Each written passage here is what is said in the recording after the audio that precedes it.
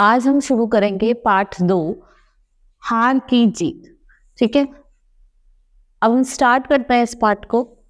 माँ को अपने बेटे और किसान को अपने लहलाते खेत देखकर जो आनंद आता है, वही आनंद बाबा भारती को अपना घोड़ा देखकर आता था। भागवत भजन में जो समय बचता है वह घोड़े का अपहरण हो जाता।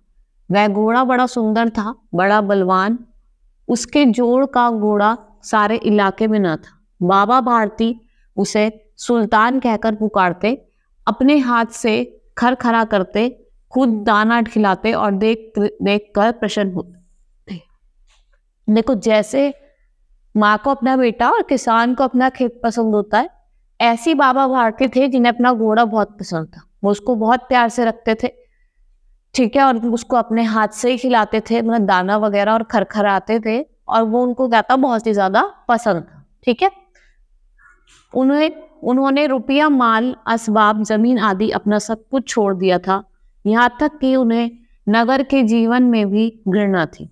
ठीक है, उन्होंने सब कुछ छोड़ दिया था, और जो उनका नगर का जीवन था उसमें उन्हें क्या थी, बहुत ज्यादा घृणा थी। अब गांव से बाहर एक छोटे से मंदिर में रहते और भगवान का भजन करते। वो गांव से बाहर रहने लगे थे एक छोटे से मंदिर में, और खाली भगवान का भजन करते रहते थे। मैं सुल्तान के बिना नहीं रह सकूंगा, उन्होंने ऐसा दाती से हो कोई थी। वह उसकी चाल पर लट्टू थे। वह कहा करते थे, ऐसा चलता है जैसे मोर घटा को देखकर नाच रहा हो। ठीक है, और जो उनका घोड़े का नाम था उन्होंने सुल्तान रखा था, और वो ये कहते थे कि मैं इसके बिना नहीं रह सकता। और उसको उनकी चाल से, सुल्तान की चाल से ही वो बहुत प्रसन्न थे। वो क्या कहते थे कि वो ऐसे चलता है जैसे मोर नाचता है। जब तक संध्या समय सुल्तान पर चढ़कर 8-10 मील का चक्कर ना लगा लेते, उन्हें चैन ना आता। जब तक वो अपने घोड़े सुल्तान पर बैठकर चक्कर नहीं लगा लेते तब तक उन्हें चैन नहीं मिलता था। खड़क सिंह उस इलाके का प्रसिद्ध डाकू था। लोग उसका नाम सुनकर कांपते थे। होते होते सुल्तान की कीर्ति उसके कानों तक भी पहुंची। खड़क सिंह का हृदय उसे देखने को आदिर हो उठा। वह एक दिन दोपहर के समय बाबा भारती के पास पहुंचा और नमस्कार कर बैठ गया। बाबा भारती ने पूछा, खड़क सिंह क्या हाल है? खड़क सिंह ने सिर झुकाकर उत्तर दिया, आपकी दया है, कहो इधर कैसे आ गए? सुल्तान की चाह खींच लाई। ठीक है, खड़क सिंह वहां का एक बहुत प्रसिद्ध डाकू था, लोग उससे कांपते थे। तो उसको भी ये बात पता चली, घोड़े का जो सुल्तान है इसके बारे में उसके कानों तक ये बात पहुंची। तो एक दिन उसको गया, उससे मिलने के लिए गया, और वो बाबा भारती के पास जाता है और पास से जाकर उनको नमस्कार करता है। ठीक है, और तो बाबा खड़क सिंह सिर झुकाकर उत्तर दिया, मतलब बाबा उनसे पूछता है कि हाँ जी कैसे आना हुआ? तो वो सर झुकाकर उत्तर देता, आपकी दया है। ठीक है, कहो इधर कैसे आ गए? तो उसने बोला कि सुल्तान की चाह खींच लाई। जो उनका घोड़ा था सुल्तान, उसकी चाहत उसे खींच लाई। विचित्र जानवर है, देखोगे तो प्रसन्न हो जाओगे। ठीक है, होगा कहता है विचित्र जानवर है, तुम देखोगे तो क्या हो जाओगे, प्रसन्न हो जाओगे। मैं भी बड़ा प्रशंसा सुनी है, उसकी चाल तुम्हारी मन मोह लेगी। कहते हैं देखने में बड़ा सुंदर है, क्या कहना है, जो उसे एक बार देख लेता है उसका हृदय उस पर छवि अंकित हो जाती है। वो कहता है कि देखने में बहुत सुंदर है, मोर की तरह चलता है। ठीक है, और तुम भी उसे देखोगे तो तुम्हारा भी क्या होगा, बहुत ज्यादा उससे मन मोहित हो जाए। बहुत दिनों से अभिलाषा थी, आज उपस्थित हो सका। उसने, वो कहता है खड़क सिंह जो डाकू होता है, वो भारती से कहता है कि बहुत दिन से चाहती और आज मैं क्या हो गया हूँ, उपस्थित हो सका। बाबा भारती और खड़क सिंह अस्तबल में पहुंचे। बाबा ने घोड़ा दिखाया। घमंड से खड़क सिंह ने घोड़ा देखा। आश्चर्य से उसने शस्त्रों घोड़े देखे थे, परंतु ऐसा वाका घोड़ा उसकी आंखों में कभी ना गुजरा था। सोचने लगा, भाग्य की बात है, ऐसा घोड़ा खड़क सिंह के पास होना चाहिए था। इस साधु को ऐसी चीजों से क्या लाभ? वो कहता है, उस घोड़े को देख के बहुत ही, मतलब उसका मन उसको भा जाता, कहता है कि ऐसा घोड़ा तो खड़क सिंह के पास होना चाहिए। ठीक है, और ऐसे बाबा के पास क्या कर रहा है ये घोड़ा? कुछ देर तक आश्चर्य में चुपचाप खड़ा रहा। उसके पश्चात उसका हृदय में हलचल होने लगी। बालकों की अधीरता से बोला, परंतु बाबा जी इसकी चाल ना देखी तो क्या? वो कहता, देखता रहा उसे। फिर बाबा जी से कहता है कि इसकी चाल ना देखी तो क्या देखा? ठीक है, बाबा जी भी मनुष्य ही थे। अपनी वस्तु की प्रसन्नता दूसरे के मुख से सुनने के लिए उनका हृदय अधीर हो गया। घोड़े को खोलकर बाहर ले गए। घोड़ा वायु वेग से उड़ने लगा। उसकी चाल देखकर खड़क सिंह के हृदय पर सांप लौटने लगा। वह डाकू था और जो वस्तु से पसंद आ जाए उस पर वह अपना अधिकार समझता था। उसके पास बहुबल था। जाते जाते उसने कहा, बाबा जी मैं यह घोड़ा आपके पास ना रहने दूंगा। ठीक है, बाबा जी को भी बहुत ही खुशी। उन्होंने सोचा कि भाई अपनी चीज की तो सब तारीफ सुनना चाहते हैं। उन्होंने घोड़े को खोल दिया और जो खड़क सिंह था वो उससे बहुत ही क्या हो गया, प्रसन्न। उसको बहुत ही अच्छा लगा वो घोड़ा। ठीक है, उसकी चाल को देखते ही उसके हृदय पे सांप लौटने लगे।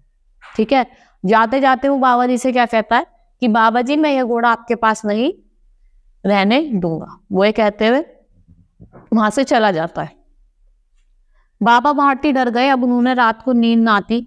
सारी रात अस्तबल में ही रखवाली में काटने लगी। प्रशिक्षक खड़क सिंह का भय लगा रहता था, परंतु कई मास बीत गए और वह न आया। यहाँ तक कि बाबा भारती कुछ असावधान हो गए और इस भय को सपन में भय की भांति मिथ्या समझने लगे। ठीक है, भाई उन्हें तो डर था खड़क सिंह का, तो रात भर जागते रहते थे, उसकी रखवाली करते थे। लेकिन बहुत टाइम बीत गया, खड़क सिंह आए नहीं। फिर उनको थोड़ा भय कम हो, ठीक है, जो उनका डर था वो थोड़ा कम हो गया। फिर क्या होता है कि वो उसे मिथ समझने लगे, मतलब उनका मन का बहम समझने लगे उस चीज को।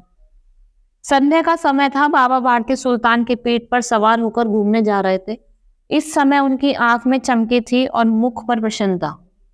कभी घोड़े के शरीर को देखते, कभी उसके रंग और मन में फूल ना समात। कभी उसको रंग को देखते और फूल ना समा रहे थे, मतलब बहुत ज्यादा वो खुश थे। कभी उस पर हाथ फेरते, कभी उसकी चमकीली जो शरीर था उसको देखते और बहुत ही प्रसन्न होते, बड़े ही खुश हो रहे थे। सहसा एक और से आवाज आई, ओ बाबा इस कंगले को सुनाते जाना। आवाज में करुणा थी। बाबा ने घोड़े को रोक लिया। देखा एक अपहित वृक्ष की छाया में पेड़ करहा रहा है। बोले, क्यों, तुम्हें क्या कष्ट है? आप जी के हाथ छोड़कर कहा, बाबा मैं दुखिया हूँ, मुझ पर दया करो। राम वाला यहाँ से 3 मील है, मुझे वहां जाना है। घोड़े पर चढ़ा लो, परमात्मा भला करेंगे। तो वो आवाज सुनता है, वो कहता है कि मैं बहुत गरीब हूँ, ठीक है, मुझे घोड़े पे चढ़ा दो। मुझे कहाँ जाना है? मुझे रामवाला जाना है, जो यहाँ से कितनी दूर है? 3 मील दूर। ठीक है, परमात्मा आपको भला करेंगे। वो ऐसे कहता है। वहां तुम्हारा कौन है? दुर्गदत्त वैद्य का नाम आपने सुना होगा, मैं उनका सौतेला भाई। ठीक है, वो कहता है कि दुर्गदत्त भाग्य का तुमने नाम सुना होगा, मैं उनका सौतेला भाई हूँ। बाबा भारती ने घोड़े से उतरकर आफिस को घोड़े पर सवार किया और स्वयं उनकी लगाम पकड़कर धीरे धीरे चलने लगा। सहसा उन्होंने एक झटका लगा और लगाम हाथ से छूट गई। उनके आश्चर्य का ठिकाना रहा। अब उन्होंने देखा कि आफिस घोड़े की पीठ पर तनकर बैठा और घोड़े को दौड़ा लिए जा रहा है। वो क्या करता है, उस पर बैठ जाता है, पैर तो धीरे धीरे जाता है, फिर लगाम पकड़ाता है, लेकिन फिर वो देखता है बाबा कि वो उसको बहुत तेज भगा के ले जाता है। उनके मुख में भय, विस्मय और निराशा से मिली हुई चीख निकल गई। वह आफिस डाकू खड़क सिंह था। वो कौन था? वो अपाहिज कौन था? डाकू खड़क सिंह। बाबा भारती कुछ देर चुप रहे और उनके पश्चात कुछ निश्चय करके पूर्ण बल से चिल्लाकर बोले, जरा ठहर जाओ। खड़क सिंह ने यह आवाज सुनकर घोड़े को रोक लिया और उनकी गर्दन पर प्यार से हाथ फैलाते हुए कहा, बाबा जी यह घोड़ा अब ना दो। ठीक है, वो रुक जाता है और बाबा जी के हाथ फेरता और कहता है, बाबा जी अब ये घोड़ा मैं तुम्हें नहीं दूंगा, परंतु एक बात सुनते जाओ। खड़क सिंह उठकर गया। बाबा भारती के निकट जाकर उसकी ओर ऐसी आंखों में देखा जैसे बकरा कसाई की ओर देखता है और कहा, यह घोड़ा तुम्हारा हो चुका है। मैं तुमसे इसे वापस करने के लिए ना कहूंगा, परंतु खड़क सिंह एक प्रार्थना करता है, उसे स्वीकार ना करना, नहीं तो मेरा दिल टूट जाएगा। ठीक है, वो कहता है कि मैं तुमसे वापस ले लूंगा, ये घोड़ा तुम्हारा हो चुका है, ठीक है, तुम इसे रखो। लेकिन वो कहता है कि मैं एक प्रार्थना करता हूँ, उसे स्वीकार ना करना, ठीक है, नहीं तो मेरा दिल टूट जाएगा। वो क्या कहता है, मेरा दिल वरना टूट जाएगा। बाबा जी आज्ञा कीजिए, मैं आपका दास हूँ, केवल एक घोड़ा ना दूंगा। अब घोड़े का नाम ना लो, मैं तुमसे इस विषय में कुछ ना कहूंगा। मेरी प्रार्थना केवल यह है कि इस घटना को किसी के सामने प्रकट ना करना। वो कहता है कि मैं कुछ नहीं, ना तुम्हें मुझसे घोड़ा चाहिए, मुझे घोड़ा नहीं चाहिए, बस तुमसे एक ही प्रार्थना है कि इस घटना को तुम किसी के सामने प्रकट मत करना। खड़क सिंह का मुंह आश्चर्य से खुला रह गया। उसका विचार था कि उस घोड़े को लेकर यहाँ से भागना पड़ेगा, परंतु बाबा भारती स्वयं उससे कहा कि इस घटना को किसी के सामने प्रकट ना करना, इससे क्या प्रयोजन सिद्ध हो सकता है। खड़क सिंह ने बहुत सोचा, बहुत सिर मारा, परंतु कुछ समझ न सका। हार कर उसने अपनी आंखें बाबा भारती के मुख पर खड़ा बढ़ा दी और पूछा, बाबा जी इसमें आपको क्या डर है? ठीक है, वो बहुत इस बात को सोचने लगा कि बाबा ने ऐसा कहा क्यों है कि तुम इस बात का जिक्र किसी से मत करना। वो अपना सर भी खुजाता और सोचता रहता, लेकिन उसको समझ में नहीं आता। फिर वो बाबा की आंखों में देखकर उनसे कह ही देता है कि आपने ये ऐसे क्यों कहा। सुनकर बाबा भारती ने उत्तर दिया, लोगों को यदि इस घटना का पता चल गया तो किसी दीन दुखी पर विश्वास नहीं करेंगे। यह कहते कहते उन्होंने सुल्तान की ओर इस तरह मुंह मोड़ लिया जैसे उनका उससे कोई भी संबंध ही नहीं रहा। बाबा जी उत्तर देते कि अगर कोई भी किसी गरीब पे फिर ऐसे विश्वास नहीं करेगा, ठीक है। और उन्होंने सुल्तान को देख के ऐसा अपना मुख मोड़ लिया। बाबा भारती चले गए, परंतु उनके शब्द खड़क सिंह के कानों में उसी प्रकार गूंज रहे थे। सोचता था कैसे ऊंचे विचार है, कैसे पवित्र भाव है। उन्हें इस घोड़े से प्रेम था। इसे देखकर उनका मुंह फूल की भांति खिल जाता था। कहते थे, इसके बिना मैं रह ना सकूंगा। इसकी रखवाली में कई रात सोए नहीं, भजन भक्ति ना कर रखवाली करते रहे, परंतु आज उनका मुख पर दुख की रेखा तक न दिखाई पड़ती थी। वो कहता है, डाकू खड़क सिंह कहता है कि ये घोड़ा इन्हें बहुत पसंद था, इसके बिना वो रहते नहीं थे, और कहते भी थे वो, और बहुत ही ज्यादा इसको देख के उनका जो मुंह है वो फूल की तरह खिल जाता था। लेकिन आज वो इस घोड़े को बिल्कुल ही क्या कर रहे हैं, ये बोल रहे हैं कि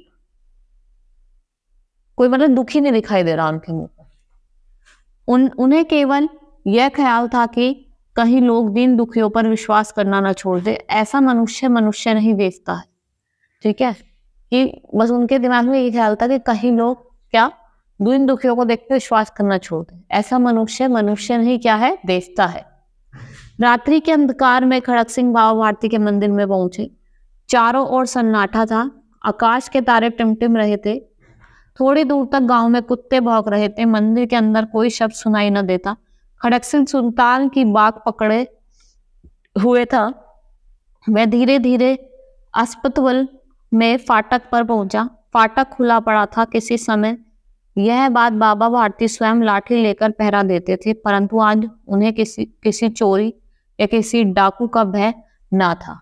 खड़क सिंह के आगे बढ़कर सुल्तान को उसकी स्थापना पर बांध दिया और बाहर निकलकर सावधानी से फाटक बंद कर दिया। इस समय उसकी आंखों में नेकी और आंसू थे। रात्रि का तीसरा पहरा बीत चुका था।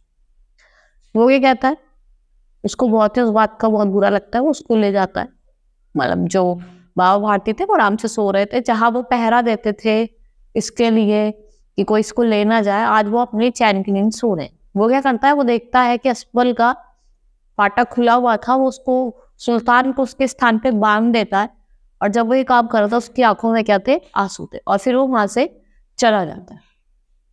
चौथे पहरा आरंभ होते ही बाबा भारती ने अपने कुटिया से बाहर निकलकर ठंडे जल से स्नान किया। उनके पश्चात इस प्रकार जैसे कोई स्वप्न में चल रहा हो। उनके 5 अस्तबल की ओर बढ़ गए, परंतु फाटक पर पहुंचकर उनकी अपना प्रतीत भूल प्रतीत हुई। साथ ही घोड़ निशाने ने पाँव को मन भर का भारी बना दिया। वह वहीं रुक गए। घोड़े ने अपना स्वामी के पाँव की चाप को पहचान लिया और जोर से हिनहिनाया। जैसे वो अपने मालिक की आवाज पैर की वो जान गया था तो वो हिनहिनाने लगा, ठीक है। हिनहिनाना तो आपको पता ही है क्या होता है। अब बाबा भारती आश्चर्य और प्रसन्नता से दौड़ते हुए अंदर घुसे और अपने प्यारे घोड़े को गले से लिपटकर इस प्रकार रोने लगे कि कोई पिता बहुत दिनों से बिछड़े हुए पुत्र से मिल रहा हो, ठीक है। और जैसे वो देखते हैं उसके गले लग के इतनी जोर की रोते हैं कि जैसे कोई पिता अपने पुत्र से बहुत दिनों बाद मिला, ठीक है। बार बार उसकी पीठ पर हाथ फेरते, बार बार उसके मुंह पर थपकियां देते। फिर वह संतोष से बोले, अब कोई दिन दुखियों की सहायता से मुंह ना मोड़ेगा, ठीक है। उस पर हाथ सराते रहे, उसके मुंह पे ऐसे थप थप करते रहे, और फिर क्या बोलते हैं बाद लास्ट में, आखिरी में बोलते हैं कि अब कोई दिन दुखियों की सहायता करने से घबराएगा, ठीक है। सुरसरन ने लिखी है। ठीक है, बहुत ही अच्छा चैप्टर था, आप सबको समझ में आया होगा। आज के लिए सिर्फ इतना ही। धन्यवाद।